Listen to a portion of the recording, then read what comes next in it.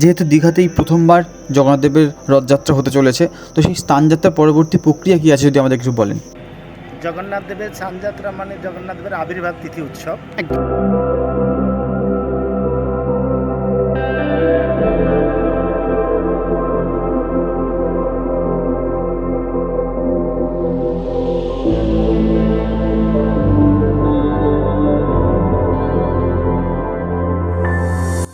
আবার 15 দিন পরে তিনি রথ উঠবেন এবং রাজপথে সবাইকে দর্শন দিয়ে সবাইকে মুক্ত করে তার কাছে ফিরে নিয়ে যাবে।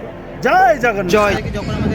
যখন আমাদের রথযাত্রা আসবে, সেই রথে অধিষ্ঠিত হয়ে প্রভু জগন্নাথ দেব, মাতা বলরাম এবং সুভদ্রা কিন্তু এবং ধরাধামের সমগ্র মানুষকে নিয়ে, তার সমগ্র ভক্তদেরকে নিয়ে, সবাইকে নিয়ে একত্রে একই সঙ্গে এই রথে করে, এই সজ্জিত রথে করেই সমগ্র মানুষকে নিয়ে তিনি মাসির বাড়ির উদ্দেশ্যে রওনা দেবেন। ওয়েলকাম টু আওয়ার চ্যানেল অভিডিনা ব্লগ। পিছনে দীঘার সজ্জিত মন্দির, দীঘার সেই পুণ্যধাম জগন্নাথ ধাম।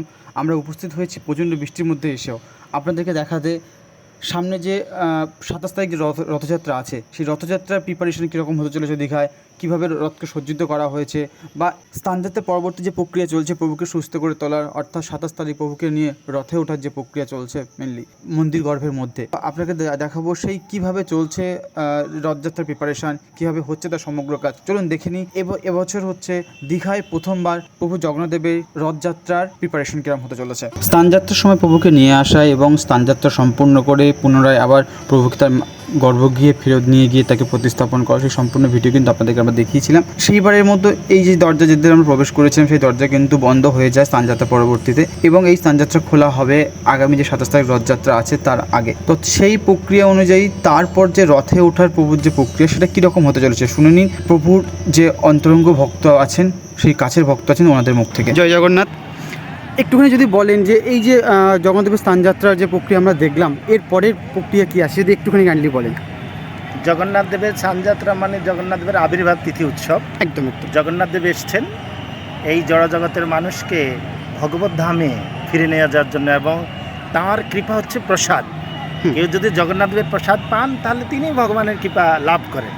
এবং এই যে স্নানযাত্রা হলো, এই স্নানযাত্রা থেকে 15 দিন জগন্নাথ দেব এখন জ্বর লীলা করবেন। তিনি এই 15 দিন দর্শন দেবেন না তার ভক্তদেরকে, এবং তার অন্তরঙ্গ ভক্ত যারা, তারা এই 15 দিন তার সেবা করবেন। মানুষের যেমন জ্বর হলে তাকে সেবা শুশ্রূষা বিভিন্ন রকম মেডিসিন দেওয়া হয়, ঠিক সেরকম জগন্নাথকে সেভাবে মেডিসিন দিয়ে জগন্নাথের সেবা করা হবে। আবার 15 দিন পরে তিনি রথ উঠবেন এবং রাজপথে সবাইকে দর্শন দিয়ে সবাইকে মুক্ত করে তার কাছে ফিরে নিয়ে যাবে। জয় জগন্নাথ। জয় জগন্নাথ। জয় জগন্নাথ। এটা হচ্ছে জগন্নাথের বিশেষ। দীঘায় প্রথমবার জগন্নাথদেবের রথযাত্রা, রথ কিন্তু সমগ্রভাবে প্রস্তুত হয়ে গেছে। এবার আপনাকে এই রথগুলো সম্বন্ধে একটু অল্প করে কিছু বলি।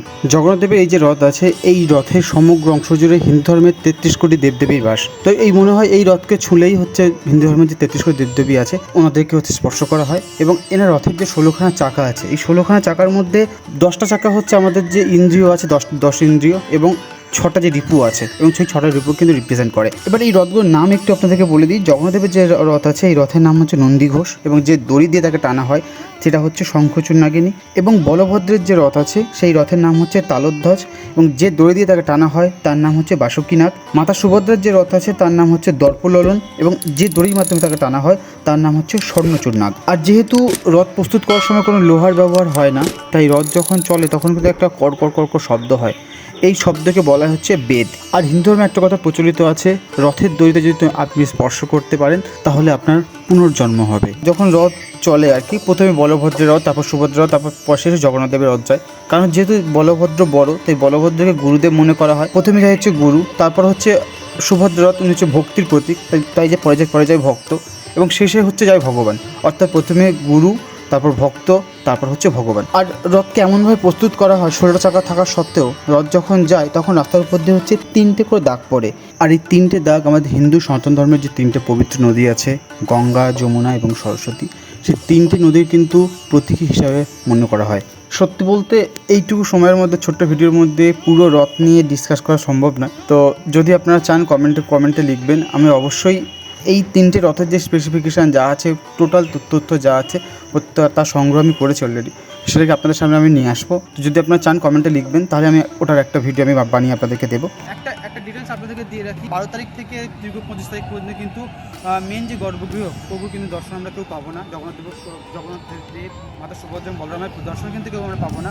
কারণ হচ্ছে ওনাদের এই স্থানযাত্রার পর ওনাদের জ্বর আসে এবং ওনাদের হচ্ছে আয়ুর্বেদ চিকিৎসার মাধ্যমে ওনাকে সুস্থ করা হয়। তার নিজস্ব সেবক যারা আছে তারা কিন্তু সেই চিকিৎসায় তারা ওনাকে সুস্থ করে তোলে এবং তারপর যখন আমাদের রথযাত্রা আসবে সেই রথে অধিষ্ঠিত হয়ে প্রভু জগন্নাথ দেব মাতা বলরাম এবং সুভদ্রা কিন্তু রথে অধিষ্ঠিত হবেন এবং সমগ্র রাজপথে সমগ্র দর্শনার্থীকে নিয়ে সমগ্র জগতের মানুষকে নিয়ে তিনি পুনরায় কিন্তু মাসির বাড়ির উদ্দেশ্যে রওনা দেবেন। সেই শুভ মুহূর্ত ভিডিও নিয়ে আমরা অবশ্যই আসবো আপনাদের সামনে। তার জন্য চ্যানেলটিকে অবশ্যই সাবস্ক্রাইব করবেন, পাশে থাকবেন, একটা লাইক কমেন্ট শেয়ার করবেন, তাহলে সাবস্ক্রাইব করবেন। সেই শুভ মুহূর্ত ভিডিও আপনাদেরকে দেখাবো। সবাইকে জয় জগন্নাথ। দীঘা থেকে আমি অভিষেক, সঙ্গে থাকবেন, আমার চ্যানেলটি সাবস্ক্রাইব করবেন। থ্যাংক ইউ ফর ওয়াচিং পার্বণ। জয় জগন্নাথ।